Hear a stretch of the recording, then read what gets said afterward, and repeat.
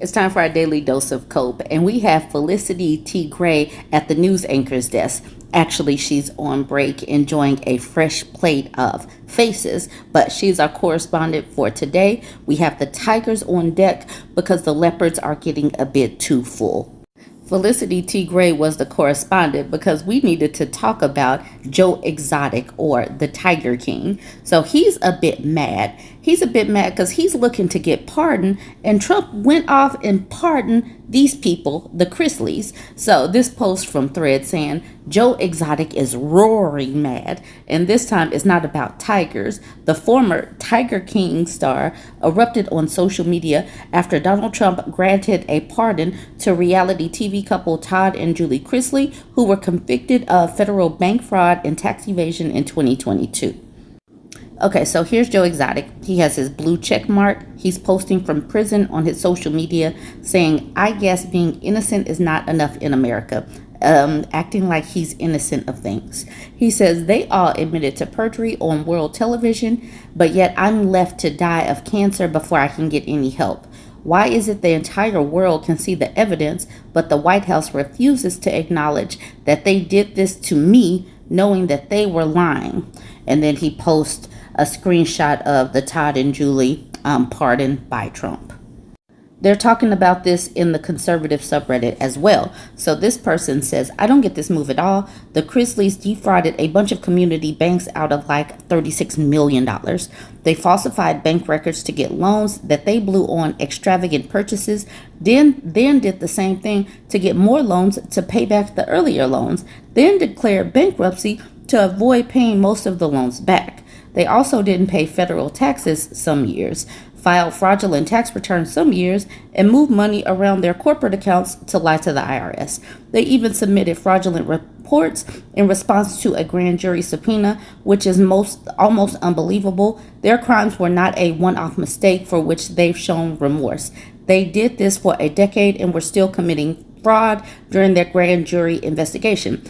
I don't know why you don't get this. Trump is a fraudster as well. Trump is a felon as well. He matches these people. This person continues, if the length of the sentence was a problem, the president could have commuted the prison sentences. A pardon means that they don't have to pay back the millions in restitution to the local banks they stole from. I am not a fan of that. Well, good. I'm glad you're not a fan of that. But you still voted for Donald Trump, and he basically defrauded the IRS as well with his valuations or devaluations of his property. Their mental gymnastics for, being okay with what Trump did is amazing to me. Nancy on Twitter is also not a fan of this, but y'all like the tweet transitions, so let's start at the beginning. So let's start here with Nancy Mitchell. Here's a picture of Kamala Harris. She's holding a paper and it says my pronouns are has and been, because she is happy that Kamala Harris did not win and that Trump did. Former President Biden and Jill Biden took a selfie before they left, saying, one more selfie for the road. We love you, America. And to that, Riley Gaines says, you're the worst president in American history, and we couldn't be more excited for your departure. And to that, Nancy at the bottom says, agreed, Riley, the most horrid president we ever had. And that was January 20th. This commentary from Nancy is quite despicable to me. They canceled people's appointments that they had at the border, and this woman is obviously distraught. So Nancy says, so effing beautiful. These people proclaim to be Christian and everything, and you can see human suffering, and for her to say, this is beautiful. And then she says, God bless America. That's what, God bless America and nowhere else. God bless me, but not these brown folks. She says, I love this. Wait till we start shipping millions back. Bring it on. She's so ecstatic about seeing people cry, to the point that she had to do it again. Love this so much. Suck it, losers. But wait, there's more. Millions will be deported, and I cannot wait for that. This is a despicable woman. So those last two with that woman at the border, that was January 20th, where she was just delighting in that woman's misery. But now here it is, we're in May, middle of May. She's doing her Dear Don letter. She says, Dear Don, please stop lying. I say that as someone who voted for you 3 times. Grocery prices have not come down. Gas has actually gone up here in Wisconsin. We are over $3 a gallon. Please, enough of the lies. We are sick of them. Remember, promises made, promises kept. That was May 13th.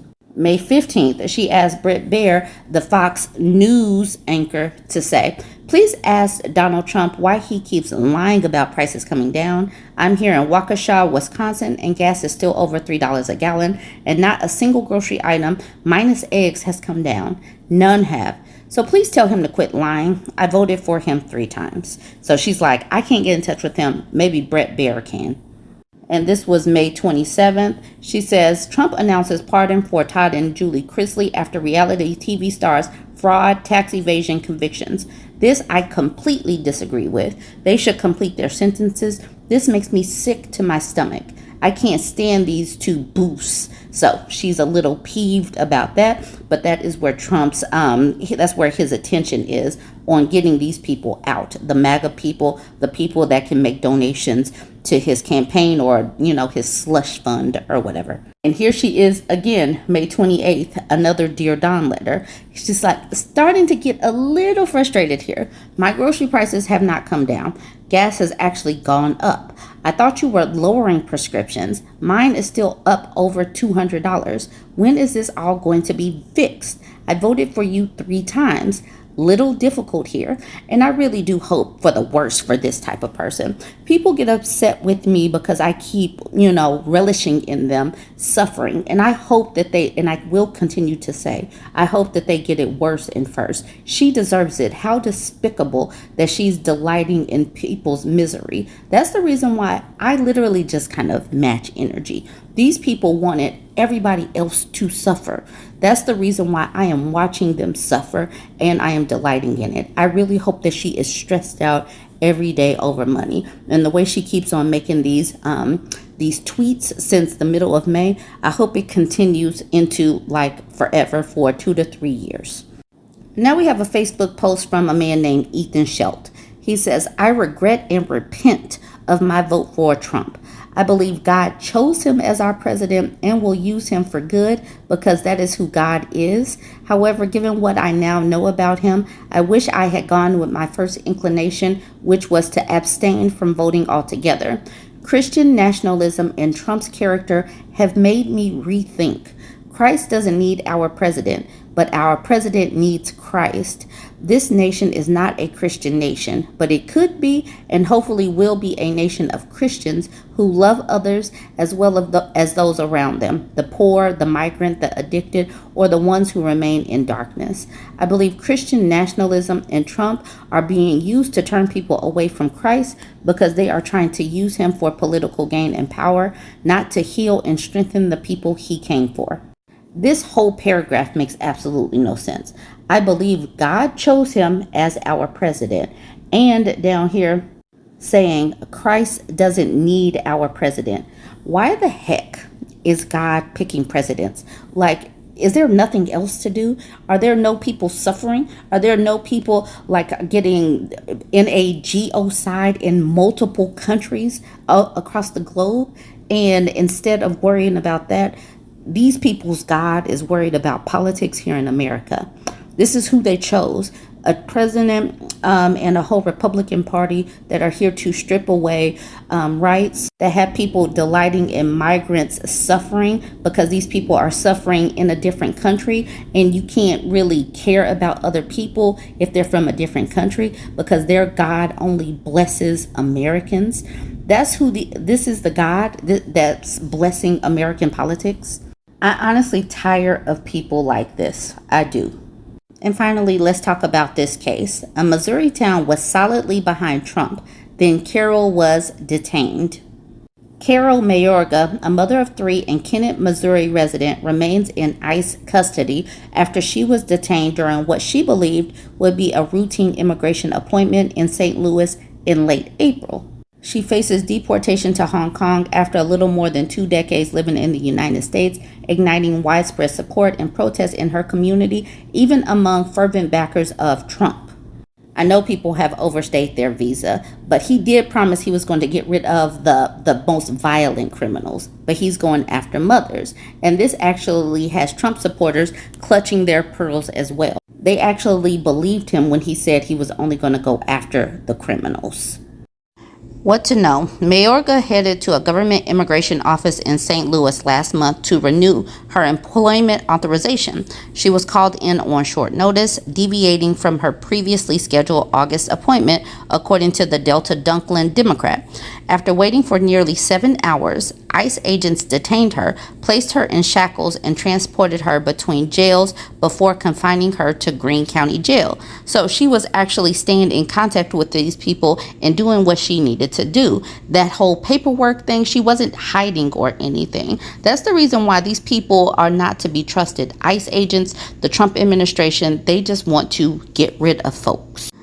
Mayorga fled an abusive mother in Hong Kong and first entered the United States in 2004 on a visa.